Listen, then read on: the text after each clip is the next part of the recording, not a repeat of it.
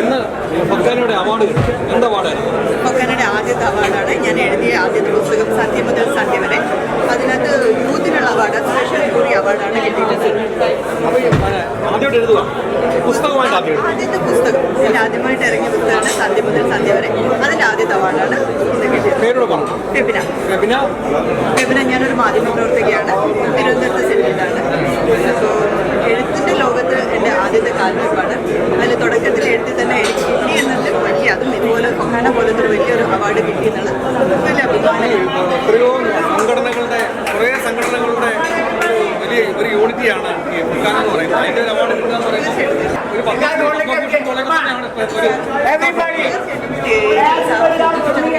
Mohankumar sir പറഞ്ഞു, സാറിൻ്റെ Vayalar award കിട്ടുന്നതിന് തൊട്ട് മുമ്പ് സാറിന് കിട്ടിയിരുന്നത് ഫൊക്കാന അവാർഡ്.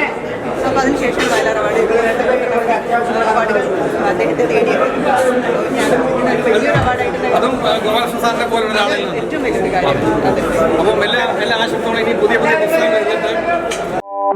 കൂടുതൽ വാർത്തകളും വിശേഷങ്ങളും നിങ്ങൾക്ക് ലഭിക്കാൻ കേരളീയം ന്യൂസ് സബ്സ്ക്രൈബ് ചെയ്യുക. കൂടെ ബെൽ ബട്ടണും അമർത്തുക.